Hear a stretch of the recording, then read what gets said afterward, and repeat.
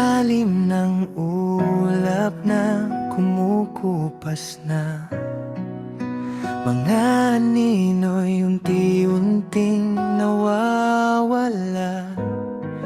Sa tahimik na daan ako'y nag-iisa, hinahanap ang kahapon sa alaala. Mga bahay na tila pagod na rin, kwento'y nakaukit sa bawat hangin. Sa pagitan ng dilim